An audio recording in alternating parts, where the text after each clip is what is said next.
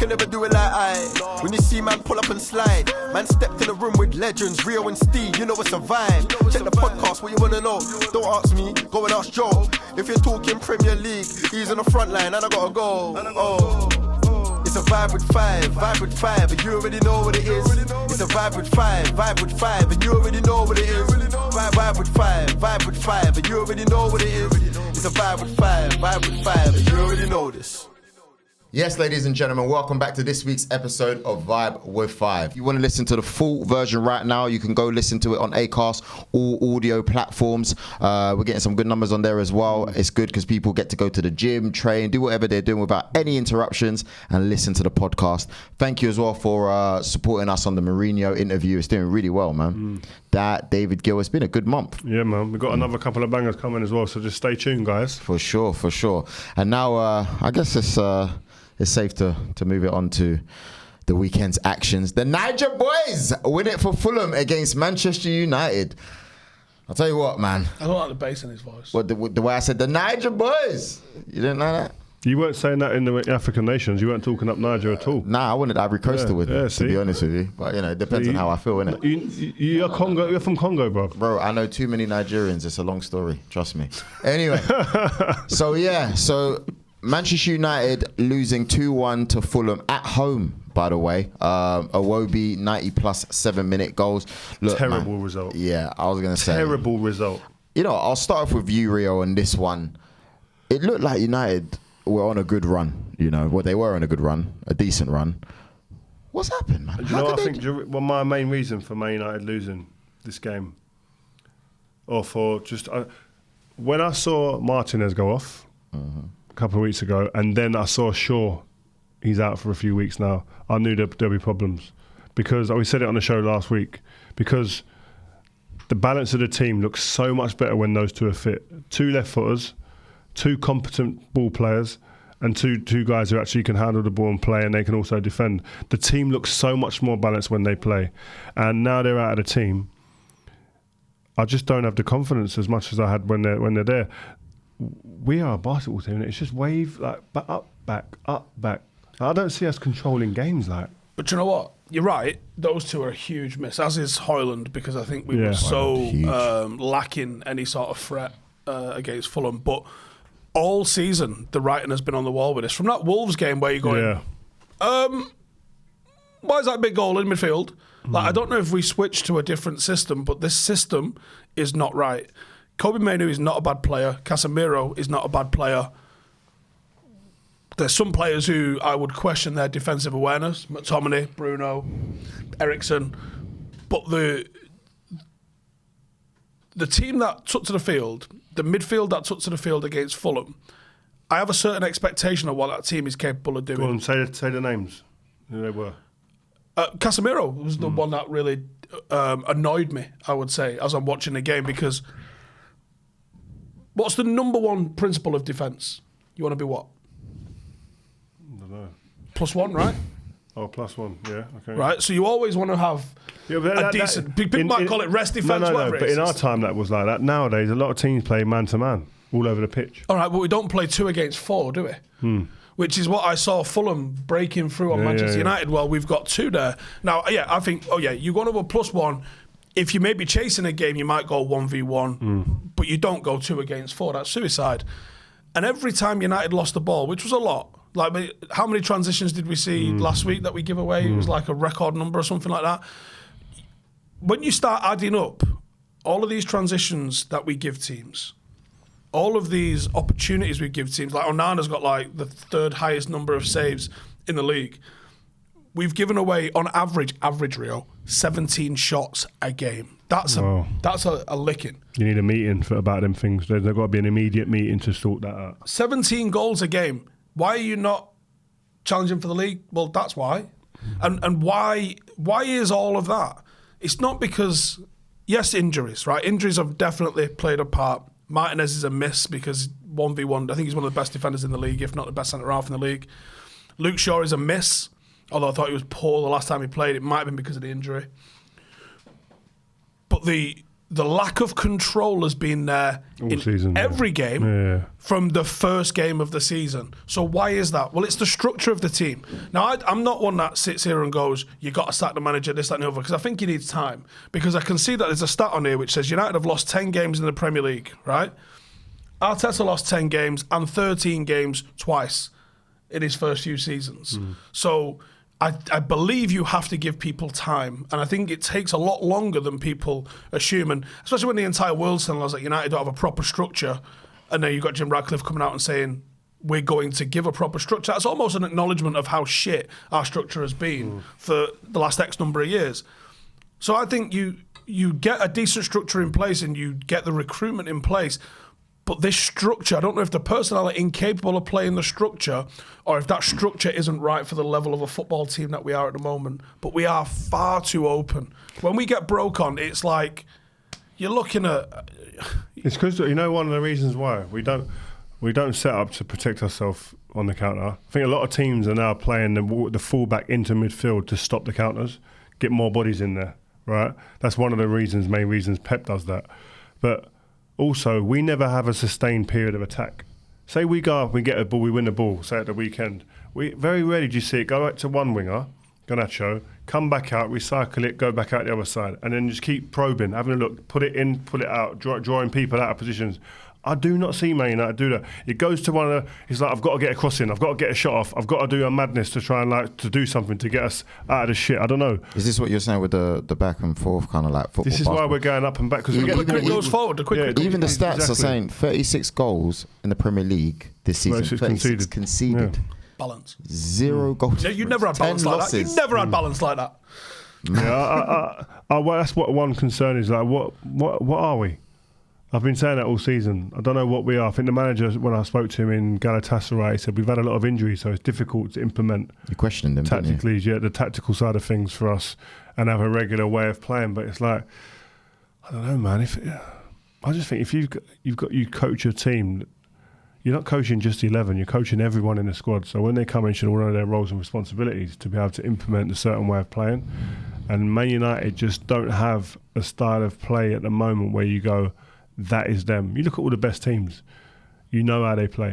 Do you know what I mean? You know, City, it's been a long time, I know that, but Postecoglou, you know how his team's going to play. Exactly. Do you know what I mean? Arteta, you know how his team's going to play. I was stuck in between. He's kind of, in 2024, post-Christmas, sort of fell upon, we can play on the counter and we're pretty good at it because of the pace in the forward line. But then we just no desire to hold the ball. Like, I do a drill with my lads on a Tuesday, which is I give them 10 seconds to score a goal. And after 10 seconds, it starts again from the halfway line. So it's working the defence, it's working the attack. And when United got in possession on Saturday, it felt like we had a 5 seconds to score or 5 seconds to get a shot off thing because it was really panicked. And I'm looking at Fulham. But I'm looking at the likes of Casemiro, Mainu, who I know has got composure. But okay, Bruno plays quite erratic, and that's his sort of style. But I'm looking at the sort of players that are in that team, and I'm going, could no one put the foot on the ball? Could no one maybe go home and we'll start again? Because do you think United finished top 4? I think losing at weekend, if you're gonna do it, you're gonna have to do a run that I don't see in us. Like with Hojlund scoring and maybe you get Casemiro getting back amongst the goals, and if you get Martinez back before the end of the season, it was a maybe. It wasn't a certainty. With what are we, 8 points now off Villa? That's a lot of ground to make up. Like, you're asking them to lose a quarter of their remaining games more than we do, because we're not going to win 12 out of 12, are we? So, I mean, Ten Hag said the team showed big character to fight back. We deserved the equaliser and went for the win. We showed big personality and character. You have to see the bigger picture. The bigger picture looks very good. I got an idea. Why don't we tell everyone we're 1-0 down when we start? Because we only started playing when they scored. As soon as they scored, we actually, when you should have been playing with composure, i.e. the first hour of the game, we weren't. And then when we were chasing the game, we actually looked more composed chasing the game, and we actually got the ball into the final third and had sustained attacks. Was it because Fulham sat off, or was it because this was a game state that we were more comfortable in playing in? Have we worked on final third stuff too much, but not getting to the third or those transitions enough? Like I don't know. Rio, I've got a question for you. You see how you've mentioned there's an average of 17 shots that you concede in per game, which is nuts. Did you go through a defensive period when you were at United where Sir Alex said, it might not be Sir Alex, it might be one of the coaches, and you said, you've got to rein it in. Yeah, remember the year we beat... Can you remember how many shots you was getting on target? Yeah, so you know when we beat Arsenal 8-2 that time? I don't remember that. Yeah. Don't remember that? That season... Go get the DVD for us. That season, I remember a meeting Sir Alex Ferguson called, and I think we were averaging 16 or 19 goals a game at that point, chances against us. Okay. And shots and stuff, and I remember the manager saying this can't happen no more. But I think at that time, that many? Yeah. But I think at that time he allowed Rene Meulenstein to do all the coaching, and I think he was swayed to be more expansive and open as a team, and so that's what we were seeing. We were winning games like 4-2, 8-2, 3-1, like conceding goals because there were so many chances for the opposition, and then the manager just tightened up the tactics. And then obviously put that to bed. How does that happen? Obviously, I was going to expand on that. Specifically, how do you shift from that then? So are we looking at both full-backs getting forward? Yeah. So we were like, everyone forward, me and Vida at the back. And then you might have had Carrick sitting screening in front and everyone else go and score goals. And it just, that don't do it. So what was the change? Do you remember? I don't remember exactly. I just think it was like basic things like if you're going to go forward on the right hand side, your left full back come inside the pitch and make it a free at the back. Do you know what I mean? The right side and go keep do it on the left hand side. Carrick still there. And Carrick's got around Marshall in front of that. And again, sustaining attacks. Don't allow it to become a basketball match where you're up and down. Like you want some controlling games. Control the games. Go 1 or 2-0 up. Get your foot on the ball and drain the life out of this team. Make them run. Do you know what I mean? It's not like we attack, you attack. It shouldn't be like that. Yeah, it's hard to win the league. I remember when Jose came back for the second time in his second season, when he had Fabregas and Costa up to the Christmas period. They were like, it wasn't boring Chelsea at one point. And I think, because by then he had the tag of being a bit, park the bus, and he was trying to get rid of it. He had a few bad results, right, near the December period. They were already on top and they were doing well. Immediately switched it up. And then they had wrapped up the league pretty early on. So I can understand what you mean. But does he not see get this? Forward, can't you? This is what Kevin Keegan's Newcastle were great at. They would score goals, but they give you a chance at the other end. Yeah.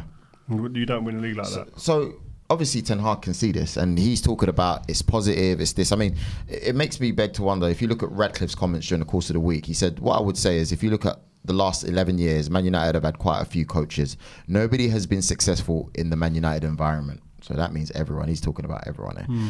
This would say to me that there's something wrong with the environment.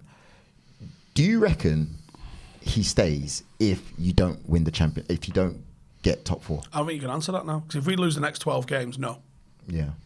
If It we win the depends next how, 12 games, It depends. If he runs it close and they see an upturn in form and an upturn in the environment at the training ground, and they can see something that, okay, we can see what it looks like going into next season maybe, if we add the right pieces to it as well, given the structure behind him now, could be a lot of things I think moving parts have to fall into place for him to stay. But if they don't finish the season well and they're losing games and it looks like the dressing room ain't a harmonious place, I think that, and one thing I would say is I don't think Jim Radcliffe and his team are shy of making big decisions. Yeah. It wouldn't be a big thing for them if they had to. I don't think they look at it and go, I've got to work out the media and the PR. No. What's right for Man United now, we'll do. The list ain't good though, is it? No. That list of like a dozen sort of favourites. Gareth Southgate's on it for starters. Oh, really? I ain't seen it. We're not having that, mate. So if Southgate comes to United, would you be devastated? I might cry man tears on air. No. What if he comes on the back of winning the Euros? He didn't win the Euros. No, if he's going to come, he's going to be on the back of the Euros. He said he didn't win the Euros. He said it wouldn't have been him. Euros, it's he the didn't players. win the Euros. Who won it then? Jude Bellingham won it. Yeah, he's got to. I know Steve, I know Steve well. Do you not think that? Listen, man. Gareth Southgate's going to have Dunk, who's having a season, and he's going to have Stones, and he's going to pick Maguire. Tell me I'm wrong. Calvin Phillips is getting measured up for a brand new Paul Smith suit right now with an England badge, right? And he's asking James Ward-Prowse, "What you doing? Are you going on holiday in the summer or what?" He's like, "I'm going to Germany." No, I'm not. You don't think that Gareth? I think Gareth Southgate could surprise a few this summer and unleash this team and let them go and play. without the shackles on. Shut real. I'm wishful thinking. What in his history has made you think that? Just that he might. Mate, he went absolutely bananas one night and had a Diet Coke. Like, what's a night out with Gareth Southgate look like? Who cares? Because we're home by 9:15. Like, no. You don't think that? No. I think he might loosen up, man. The waistcoat going to come off. I want to see what he's wearing on the touchline. Because the waistcoat got airtime, didn't it? Yeah, it did, yeah. I want to see what he's doing. But you know what? The bigger potential problem. So I reckon Southgate comes. If I was styling him now, Southgate, I'll be telling him to come there. Braids. Yeah, braids. I want braids with a bandana. Yeah. And I want like sliders with socks, with the Nike socks. Just tell everyone he eats jerk chicken all day long. Yeah. And I want him just there. I want the chewing gum just. He flying don't know about that the mouth. flavour. I want juicy fruit chewing gum back in the yellow one, just flying about tropical in there. The most flavour he's had, he had roast chicken once. With no salt and pepper. There's no salt and pepper. I ain't seen salt and Yeah, pepper. Just the crispiness would do it. That's the If flavour. Gareth Southgate came out that, I want him to have gone gym a little bit, buffed up like Jeff Bezos. I want a Absolutely tight leather top. the fake tan. Yeah, tight top with the 3-button collar, opened up, a little hair coming out the top. Come out looking like Vince McMahon, yeah. Yeah. And a pair of combats. And a pair of New Balance. Have you seen the list? Seriously, have you seen that list? That list is depressing. So who else is on the list? There's only Zidane on that list, so you go, but even then you go, So that ain't coming Man United. yeah. But there ain't nobody on that list that you think. But who else? What are the other names? Potter's on there. I mean, De Zerbi will be on there. I think Jose's on there, but I don't Jose. think Ineos would want to cover. Tuchel will be on there. He's available. Nagelsmann's throwing Nagelsmann. the sign up, and he's put the Batman sign up. Nagelsmann. Who do you take if you're going to get Man United manager next season? If 10 From that I list, don't from think- that list. From that list, I don't think there's an outstanding candidate where you go, ooh, yeah. But you have to pick one. No, don't. Just one. Ole Gunnar Solskjaer. Would you go again? Why not? Times 2. Would you? I'll throw some truths out, right? With Ole Gunnar Solskjaer, and we didn't really have this with any of the post Alex Ferguson managers. He scored more 5-goal winning margins than any other. He got us to how many cup finals? 2, maybe So 3. literally the fine margin of losing a cup final or winning a cup final. I mean, you got to remember, in 2008, we was John Terry fucking it up, apart from Avram Grant being like a double winner. So don't tell me like you get to a final, it's a fine margin. You know when Ollie went, did you think it was about time that he went? Yeah. Yeah. The only one that I didn't think was the right time, like Moyes when he went, it was the right time. Jose when he went, it was the right time. Lou Van Gaal when he went felt like he went because Jose was available. That's what it felt like. 100%. The football was boring, no doubt, but we were hard to beat. On a bloody FA Cup, man. Yeah, and literally the day after winning an FA Cup. No, they announced him the same day I was outside the stadium. It was crazy. But with Ole, we would go to Paris and we would go to the Etihad. He's got more wins against Pep than like anyone else in the same number of games. It was counter-attack football, wasn't it? Yeah, but we had a way. And now, I think you said this at some point in there, like he didn't really have an identity that we were going to go and play when we were expected to just steamroll someone. But we were scoring 5 goals against teams. So, if you look back on it now, I mean, we was third man run FC. We had some real fluid forward football. If I was going back, I'd go back with Ole before anybody else. Okay. Moving on now, really quickly. You've got Man City this coming weekend at the Etihad Stadium. I don't really want to ask you for predictions, but how do you think it's going to go? Predictions? We need Sudicrem. It's going to be a long day, man. It's going to be a long day. Etihad's going to it's hard enough to go there anyway, but we're going there with no confidence. We got beat 6-3 last year in that fixture last year. I think he played more off the back foot than he did last year. Because I think he's actually learned that a little bit this year. He has to. I think we get beat by 2 goals. We got nothing more than a puncher's chance. Beat by 2 goals. Garnacho and Rashford on the counter, it is effective, but that's the only hope that we've got. Is Hojlund fit? No, We don't- they we don't. said like 2 weeks or something like that for him. But yeah, guys, listen, let us know your thoughts. I know it's not been a good week for the boys over here. You can see they're a little bit somber, but please make sure you stay tuned for the second part of Vibe with 5. It's going down, and we've got exclusive content with Judge 360 coming up later on in the week as well. We're going to tell you more about it in the second part of Vibe with 5. Make sure you stay tuned. Peace.